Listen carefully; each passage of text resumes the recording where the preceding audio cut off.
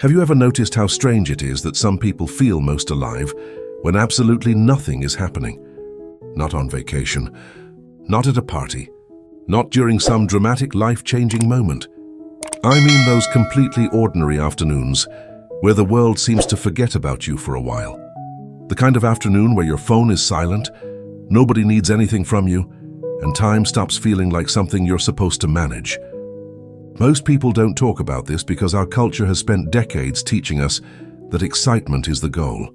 We celebrate the highlights, the milestones, the big wins, the crowded rooms, the busy schedules. Ask someone how they're doing, and busy has somehow become the socially acceptable way of saying important. But there are people walking around carrying a secret that sounds almost embarrassing when spoken out loud. They don't actually want more excitement. They want less noise, less urgency, less performance, less of that constant feeling that life is standing over their shoulder, waiting for proof that they're using every minute correctly. And if you're one of those people, you've probably wondered whether something is wrong with you. Why don't you crave the same things everyone else seems to crave? Why does an empty weekend feel more appealing than a packed one? Why do you feel relieved when plans get cancelled instead of disappointed? The answer might be simpler than you think. For many people, peace isn't the absence of life. It's the absence of pressure. Modern life creates an unusual psychological environment. Your brain is exposed to more information in a single day than previous generations encountered in weeks. Notifications arrive before thoughts finish forming. Conversations continue across multiple platforms simultaneously. Every app competes for attention as if your focus were a resource to be mined. And eventually something strange happens.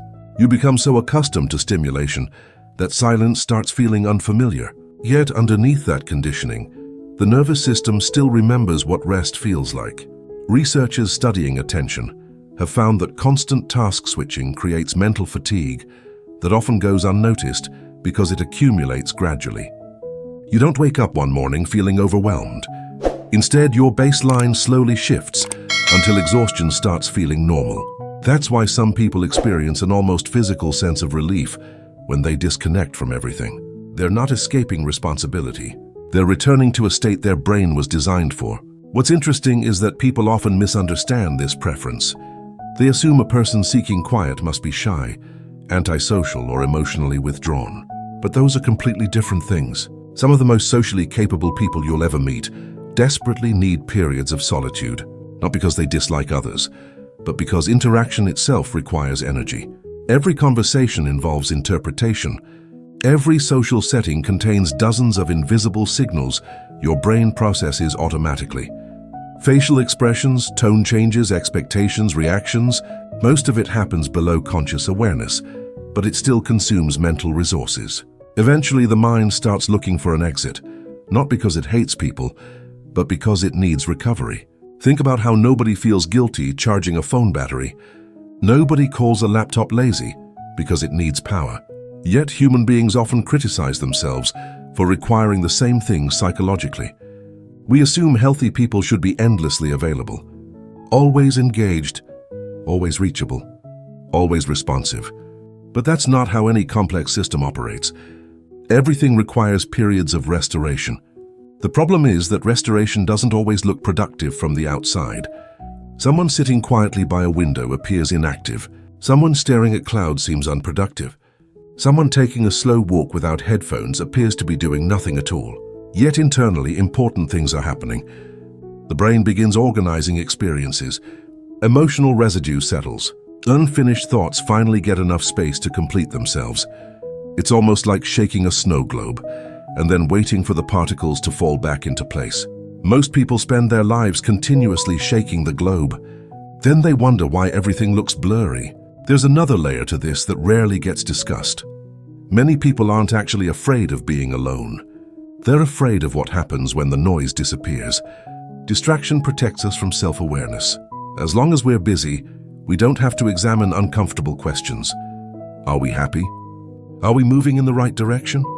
Do the people around us truly know us? Are we building a life we genuinely want, or one we inherited from expectations we never questioned? Silence has a way of bringing those questions to the surface. That's why some people avoid it at all costs. Others slowly learn to appreciate it. Not because the answers are always pleasant, but because clarity eventually becomes less frightening than confusion. And clarity tends to arrive quietly. It doesn't kick down the door. It waits until the room gets still enough to be heard. If you've ever experienced a moment where everything suddenly made sense while taking a shower, driving alone or lying awake late at night, you've already encountered this phenomenon. Those moments aren't random. They're often the result of finally creating enough mental space for deeper processing to occur. The mind has been working on the problem the entire time. It just couldn't get a word in while the rest of life was shouting. This is why some people become protective of their quiet time as they grow older. They stop treating solitude like a punishment and start treating it like a resource. They understand that peace isn't something that happens after life slows down. It's something intentionally created within it. And perhaps that's the real misunderstanding.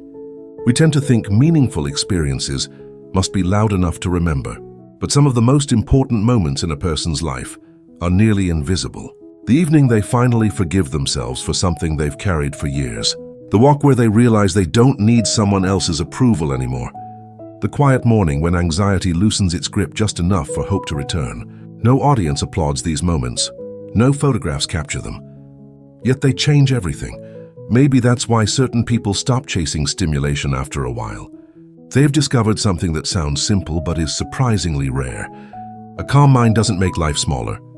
It makes life easier to notice. And once you've experienced that kind of peace, even briefly, the endless noise of the world stops looking like freedom and starts looking like a distraction from it.